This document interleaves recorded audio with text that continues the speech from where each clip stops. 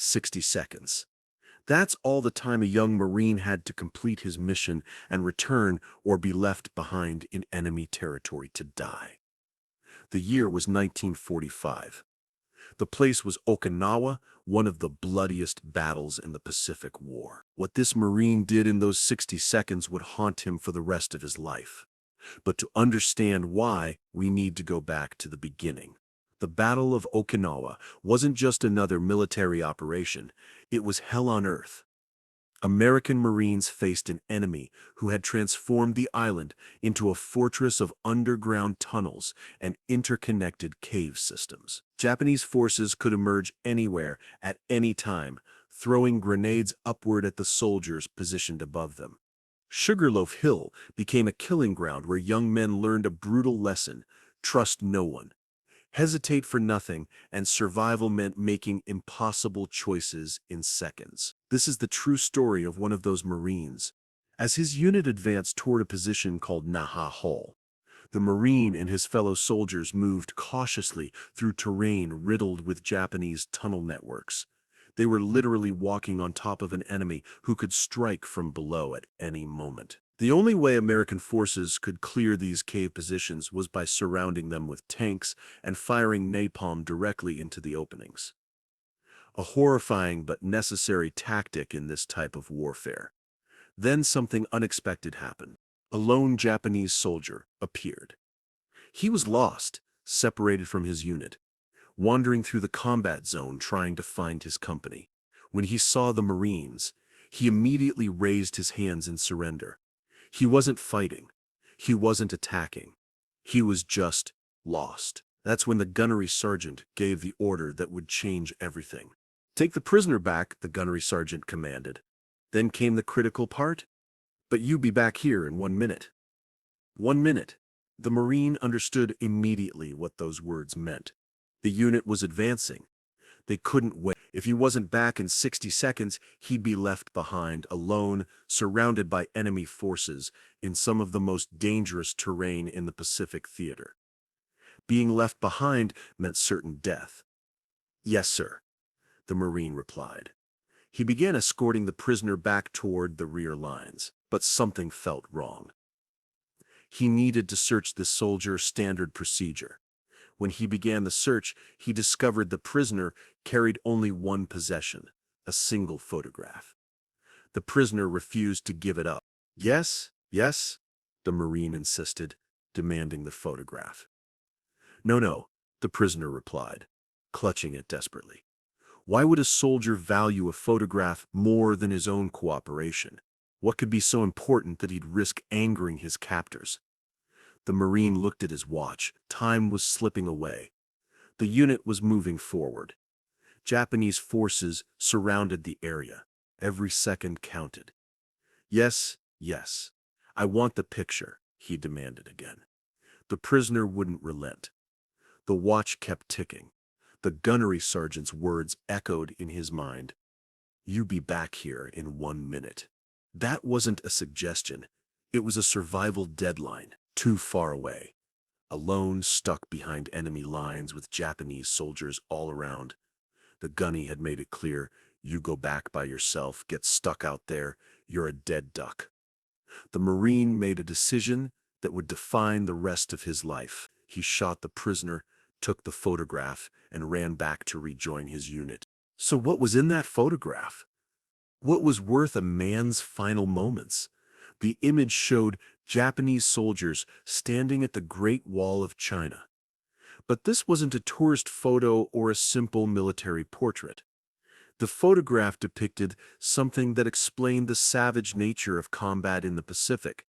Japanese soldiers displaying severed Chinese heads placed in cages. Why would a soldier carry such an image? The Marine was told that Japanese officers tested the sharpness of their swords by beheading prisoners. According to military lore, if an officer could sever a head in one clean stroke, he was considered a skilled swordsman, a good soldier by their standards. Whether this was official military doctrine or battlefield mythology, the photograph confirmed something every Marine in the Pacific learned quickly: this was a different kind of war. This wasn't about territory or politics. This was about survival against an enemy who fought with a ferocity unlike anything American forces had encountered before. Can you imagine carrying that image? What message was that prisoner trying to preserve? The incident with the prisoner taught the Marine a lesson he would apply every single day for the rest of the Okinawa campaign. In combat, hesitation kills. When asked later if shooting the prisoner bothered him, his answer was striking in its simplicity. It did not bother me. I had to do what I had to do. How does a person reach that level of psychological detachment? The Marine explained it plainly. They taught me kill or be killed, and I killed. Didn't ask no questions. That's what I've done. This wasn't cruelty for cruelty's sake. This was the brutal mathematics of survival. Japanese soldiers employed deceptive tactics that made every encounter potentially lethal. They would pretend to be dead, hiding grenades in their hands or concealing pistols. Some would pull dead bodies on top of themselves, waiting for Americans to pass before attacking. You couldn't trust them, the Marine explained. If they got too close to you, they could have a grenade on you, they could have a pistol. You never know. So shoot first and live longer. The solution was as grim as it was practical. Before advancing past any fallen enemy soldier, the Marine developed a technique that kept him alive. He would use his rifle with the bayonet attached to turn bodies over from a distance. If they moved, they were alive, and he would shoot immediately before they could detonate a grenade or pull a weapon.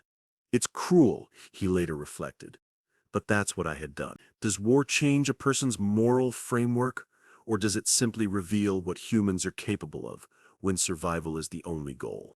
When pressed about whether these actions bothered him, the veteran's response never wavered. It did not bother me.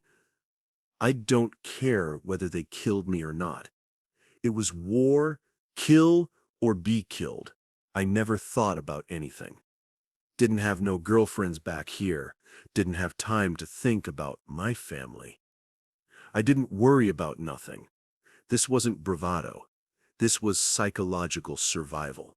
The human mind, when faced with sustained combat stress, sometimes protects itself through emotional numbness. The alternative, feeling everything would break a person completely. What kept Marines alive during artillery bombardments? The answer was deceptively simple: depth. The veteran described the critical importance of digging foxholes as deeply as possible. He'd seen desperate soldiers try to protect themselves with newspapers, a futile gesture against high explosives.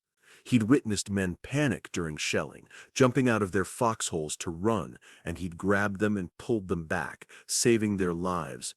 You get killed just by leaving your hole, he explained. You've got some protection staying in that foxhole, and I'm telling you, you can dig a hole deep if you had to. The phrase dig a hole deep was Marine slang for digging like your life depended on it, because it did. But foxholes couldn't protect against everything. One night, after American tanks had fired napalm into Japanese cave positions near Sugar Loaf Hill, something felt wrong. The Marine couldn't explain it, just an instinct, a sixth sense developed through weeks of combat. He turned his rifle around, finger on the trigger, waiting. A Japanese soldier had scaled a sheer cliff face in the darkness and was literally one step away from being inside their position. How did the enemy soldier climb that cliff without making a sound? How close to death were these Marines without even knowing it? The Marine fired instantly. His companions jumped up. What happened? Visitor we didn't need, he replied calmly. One more step and that Japanese soldier would have been on top of them, grenade in hand, wiping out the position. How do soldiers develop this kind of danger sense? The veteran's answer was simple. If you've never been there, you really don't know what it is, till you've been on the front line. Experience teaches what training cannot. After leaving Sugar Loaf Hill and advancing toward Naha, the Marines encountered something even more terrifying than individual enemy soldiers: Japanese tunnel systems that ran from sea to sea across the island. The enemy could appear anywhere. Marines often didn't know where they were going or what they'd face. They just received orders to go, go, go, and kill anything that moved. How does a soldier maintain sanity in that environment? How do you keep moving forward when death could emerge from the ground beneath your feet at any second? The psychological toll was immense. Body parts from artillery explosions would land nearby. An arm here, a leg there, and soldiers learned to simply throw it off to the side and keep going about your business, paying no attention to it. Were the Marines outnumbered in these operations? According to some estimates, they faced odds of 12 or 15 to 1 in certain sectors. So how did they survive? A lot of praying. The veteran admitted simply, "What's the psychological price of sustained combat? Does it create trauma that haunts soldiers forever? Or does it forge a kind of permanent emotional armor?" For this Marine, the answer seemed to be the latter. When asked repeatedly throughout his life if killing bothered him, his answer never changed. "It did not bother me. I don't care whether they killed me or not. It just never bothered me. It was war. Kill or be killed." He never thought about girlfriends back home, never worried about his family, never let himself feel anything that might interfere with the single-minded focus required to survive one more day. "I'm the same way now," he said decades later. "I don't worry about nothing right now. Worrying don't do no good." Is this resilience or is this damage? Perhaps it's both. Perhaps survival in war requires becoming someone different. Someone who can make impossible choices in 60 seconds and live with those choices for the next 60 years. This is the unfiltered account of what the Battle of Okinawa actually meant for the Marines who fought there. No Hollywood dramatization. No sanitized history textbook version. Just one veteran's truth about 60-second deadlines, impossible choices, and the brutal calculus of survival. The photograph that Marine took from the prisoner more than 70 years ago remains a haunting artifact that tells multiple stories. It speaks to Japanese military brutality in China. It explains why Pacific War combat was so ferocious, and it stands as evidence of the split-second decision one young American soldier made when his gunnery sergeant gave him exactly 1 minute to complete his mission. Was it the right choice? War doesn't deal in right and wrong, only in survival and death. That Marine survived Okinawa. He made it home. And he carried that photograph and that memory for the rest of his life. What would you have done with 60 seconds and an order you couldn't refuse? If this story impacted you, hit that like button. Subscribe for more untold veteran testimonies. And comment below, where do we draw the line between survival and morality in combat? This was real. This happened. This is history.